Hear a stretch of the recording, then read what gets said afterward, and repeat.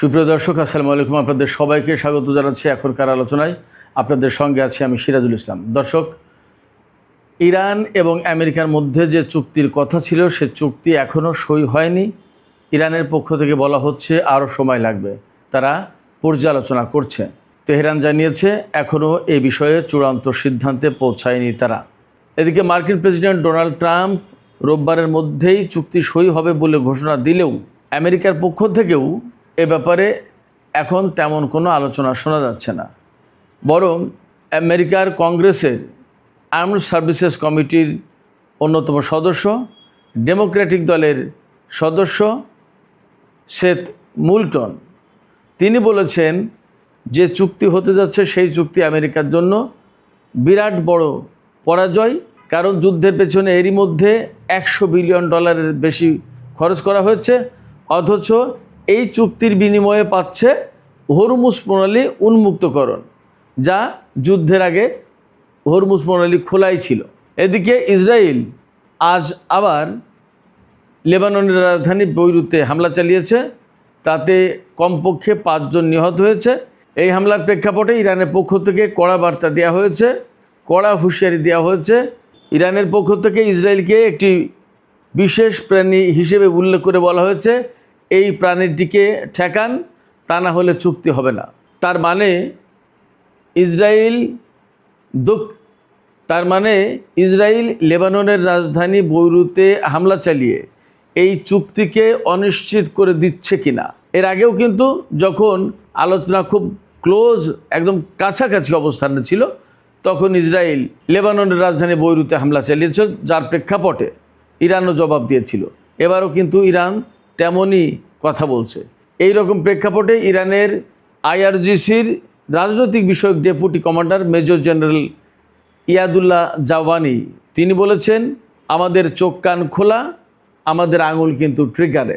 এই প্রেক্ষাপটে ইরান এবং আমেরিকার মধ্যকার চুক্তি কি বড় ধরনের অনিশ্চয়তার মধ্যে পড়ল কিনা। সুপ্রিয় দর্শক, এই সমস্ত বিষয় নিয়ে এখন বিস্তারিত আলোচনা করব। আশা করি আপনারা আলোচনার শেষ পর্যন্ত সঙ্গে থাকবেন।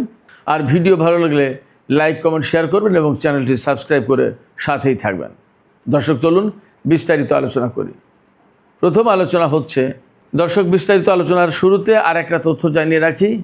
ব্রিটেন ইংলিশ চ্যানেল থেকে রাশিয়ার একটি তেলবাহী জাহাজ আটক করেছে। এর প্রেক্ষাপটে রাশিয়া এবং ব্রিটেনের মধ্যে বড় রকমের উত্তেজনা দেখা দিয়েছে। এমনও হতে পারে এই ঘটনাকে কেন্দ্র করে দুই দেশের ভেতরে সংঘাত শুরু হতে পারে। ইউক্রেন ইস্যুতে ব্রিটেন এবং রাশিয়ার মধ্যে কিন্তু দীর্ঘদিন ধরে একটা প্রকাশ্য অপ্রকাশ্য উত্তেজনা চলছিল। যা হোক, আমরা মূল আলোচনায় ফিরে আসি। ইরান এবং আমেরিকার মধ্যে চুক্তি সই হবে, এ ব্যাপারে দুই পক্ষ একেবারেই কাছাকাছি। ইরানের পক্ষ থেকে বলা হয়েছিল আমরা খুব কাছাকাছি চুক্তির, আর আমেরিকা বলেছিল, আমেরিকার প্রেসিডেন্ট ডোনাল্ড ট্রাম্প, তিনি বলেছিলেন যে রোববার চুক্তি সই হবে। এইভাবেই পাকিস্তানের প্রধানমন্ত্রী শাহবাজ শরীফও বলেছিলেন যে আগামী 24 ঘন্টার ভেতরে চুক্তি হতে পারে। কিন্তু ইরানের পক্ষ থেকে বারবারই বলা হচ্ছে যে এখনও তারা চূড়ান্ত সিদ্ধান্তে পৌঁছাননি। রোববারের ভেতরে চুক্তি হবে এমন কোনো নিশ্চয়তা নেই, বরং চুক্তি যদি হয় তাহলে কয়েকদিন সময় লাগতে পারে। আজকে তাদের পক্ষ থেকে বক্তব্য দেওয়া হয়েছে, তেহরান বিষয়টি এখনও পর্যালোচনা করে দেখছে। কি কি পর্যালোচনা করছে আমরা এ পর্যন্ত যা দেখতে পাচ্ছি, জানতে পাচ্ছি, তাতে গুরুত্বপূর্ণ কয়েকটা পয়েন্ট বেরিয়ে এসেছে। সেটা হচ্ছে, আমেরিকা বলেছে যে আমেরিকা যে সমঝোতার ভিত্তিতে বলছে যে চুক্তি সই হবে, সেই সমঝোতায় বলা হচ্ছে যে ইরানের সমৃদ্ধ ইউরেনিয়াম পূর্ব অবস্থা, অর্থাৎ 60 মাত্রার আগে যে অবস্থায় ছিল, 20 মাত্রা বা 5 মাত্রা বা 3 মাত্রা, এই মাত্রায় ফেরত নিয়ে যাওয়া হবে অথবা সেগুলোকে ধ্বংস করা হবে। এরপরে ইরান এই রকমের একটা কমিটমেন্ট করবে, প্রতিশ্রুতি দেবে যে তারা কখনো পরমাণু অস্ত্র তৈরি করবে না এবং পরমাণু অস্ত্র হাতে পাওয়ারও চেষ্টা করবে না। এরপরে হরমুজ প্রণালী, প্রাথমিক চুক্তির পরপরই ইরান হরমুজ প্রণালী সমস্ত বাণিজ্যিক জাহাজের জন্য খুলে দেবে এবং আমেরিকা তাদের ব্লকেট তুলে নেবে। এছাড়া আমেরিকা ইরানকে $24 বিলিয়ন অর্থ ছাড় করবে।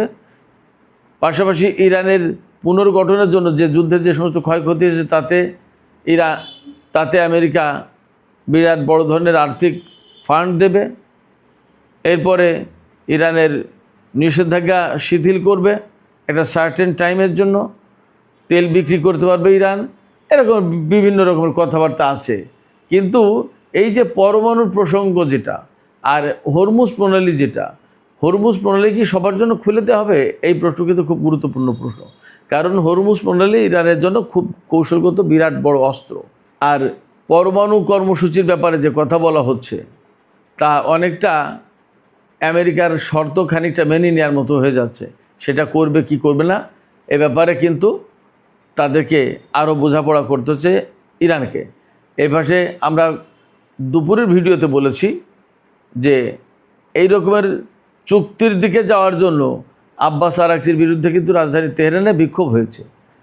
এই বিক্ষোভকারীদের দাবি হচ্ছে কোনো চুক্তি করা চলবে না আমেরিকার সাথে, সর্বোচ্চ নেতা থেকে শুরু করে ইরানের যে সমস্ত মানুষকে তারা হত্যা করেছে তার বদলা নিতে হবে, প্রতিশোধ নিতে হবে। এই প্রেক্ষাপটে ইরান সরকার একটু চাপের ভেতরেই আছে, তা বোঝা যাচ্ছে। এদিকে এই চুক্তির সময়ে আমেরিকা বা ইসরায়েল ইরানের বিরুদ্ধে কোনো রকমের অন্তর্ঘাতমূলক কাজ অথবা আকস্মিকভাবে হামলা বা কোনো রকমের কোনো কিছু করতে চাইলে তার কঠিন এবং দাঁত ভাঙা জবাব দেওয়া হবে বলে ইরানের আইআরজিসির রাজনৈতিক বিষয়ক deputy commander major general Yadullah Jawaani তিনি হুমকি দিয়েছেন, হুঁশিয়ারি দিয়েছেন। তিনি বলেছেন, আমেরিকা বা ইসরায়েল এই ধরনের কোনো রকমের পদক্ষেপ নিতে গেলে আমাদের চোখ কান খোলা আছে, আমরা অবশ্যই তাৎক্ষণিকভাবে তার পাল্টা জবাব দেব এবং আমাদের আঙুল ট্রিগারে রয়েছে। তিনি বলেছেন যে আমাদের চোখ কান খোলা এবং আমাদের আঙুল ট্রিগারে। শত্রুরা কোনো রকমের ভুল করলে তাদেরকে বড় রকমের খেসারত দিতে হবে। এদিকে ইসরায়েলি বাহিনী লেবাননের রাজধানী বৈরুতে হামলা চালিয়েছে। ইসরায়েলি সেনারা দাবি করেছে হিজবুল্লাহর কমান্ড সেন্টারে হামলা চালানো হয়েছে এবং তাতে এই পর্যন্ত, অর্থাৎ আমি যখন এই ভিডিওটা করছি তখন অন্তত 5 জন নিহত হয়েছে।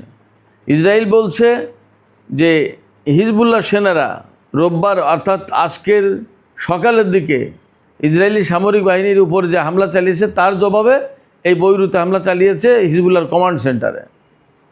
ইসরায়েল আরও বলেছে যে আমাদের টেরিটরিতে, আমাদের ভূখণ্ডে কেউ হামলা করে বিনা জবাবে পার পাবে না। খুবই ভালো কথা।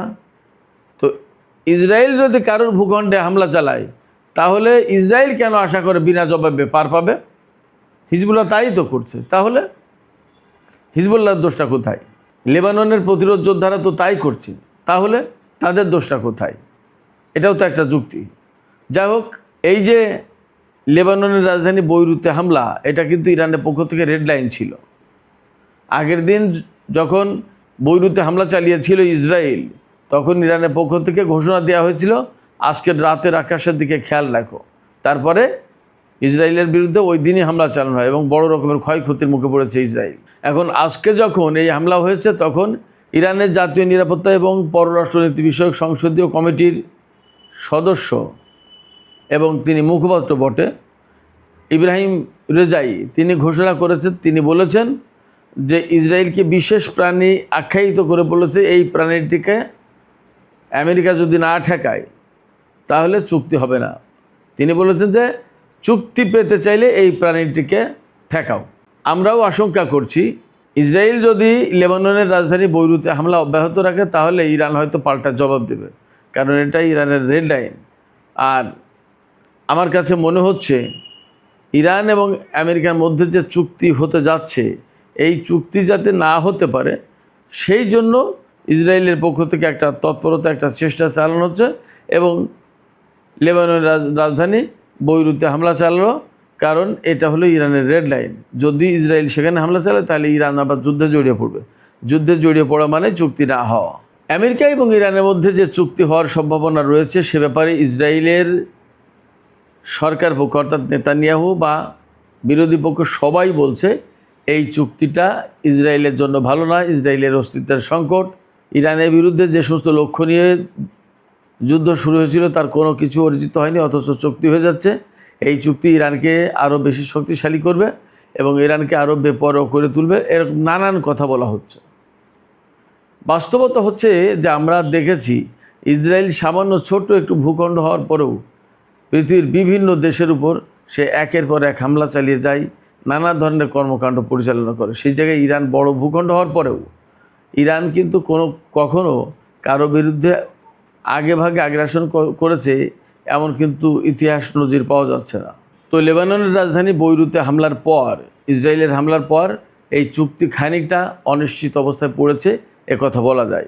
এমনকি যদি ইসরায়েল অনেক বেশি বেপরোয়া হয়ে আবার লেবাননে হামলা চালায়, তাহলে ইরান এখানে কিন্তু প্রতিক্রিয়া দেখাতে পারে, এবং প্রতিক্রিয়া দেখানো মানেই হচ্ছে ইসরায়েলের বিরুদ্ধে যুদ্ধে জড়িয়ে যাওয়া। আর যদি ইসরায়েল ইরান যুদ্ধে জড়িয়ে যায়, তাহলে এই চুক্তি কিন্তু অবশ্যই অনিশ্চিত হয়ে যাবে। সেক্ষেত্রে চুক্তির ভাগে কী হবে বলা কঠিন। এদিকে আমেরিকার কংগ্রেসের প্রতিনিধি পরিষদের আর্মড সার্ভিসেস কমিটির সদস্য সেথ মুলটন, তিনি ডেমোক্রেটিক দলের সদস্য, তিনি প্রশ্ন তুলেছেন যে যুদ্ধ শুরুর আগে হরমুজ প্রণালী খোলা ছিল। এখন চুক্তি করে যদি হরমুজ প্রণালী খোলা হয়, তাহলে মাঝখানে যুদ্ধের পেছনে যে $100 বিলিয়ন খরচ করা হয়েছে তার কী মানে আছে, তার মূল্য কী, এবং এইটা কেন করা হলো। তিনি বলছেন এই যুদ্ধ সম্পূর্ণভাবে আমেরিকার জন্য লস এবং লস। এই যে আমেরিকানদের চাপ, ইসরায়েলের চাপ এবং ইরানের আরও কঠিনভাবে যুদ্ধের শর্তাবলী পর্যবেক্ষণ করা, এই সামগ্রিক পরিস্থিতি বিবেচনা করে মনে হচ্ছে এই চুক্তি অনেকটা অনিশ্চিত হয়ে পড়েছে। সেক্ষেত্রে আসলে চুক্তির ভবিষ্যৎ কি আদৌ চুক্তি হচ্ছে কি না, নাকি যুদ্ধ আবার মারাত্মক আকারে ছড়িয়ে পড়বে, এবং যদি তাই হয় তাহলে কি হবে পরিস্থিতি, পুরো মধ্যপ্রাচ্যের ভাগ্য কি হবে, সমস্ত সব কিছু নিয়ে বিরাট প্রশ্ন তৈরি হয়েছে। এই অবস্থায় আমাদের সম্ভবত অপেক্ষা করা ছাড়া আর কোনো পথ নেই। দেখা যাক কি হয়। সুপ্রিয় দর্শক, এখনকার আলোচনা এখানে শেষ করতে চাইছি। যাবার আগে আপনাদের কাছে জানতে চাই, আসলে আপনারাও কি এই পরিস্থিতিতে এই চুক্তি অনিশ্চিত হয়ে গেল বলে মনে করছেন? আপনাদের কি মনে হয়? আপনাদের মতামত কমেন্টে জানাতে পারেন। আর ভিডিও ভালো লাগলে লাইক, কমেন্ট, শেয়ার করবেন এবং চ্যানেলটি সাবস্ক্রাইব করে সাথেই থাকবেন প্লিজ। আপনাদের সবাইকে অনেক অনেক ধন্যবাদ। আল্লাহ হাফেজ।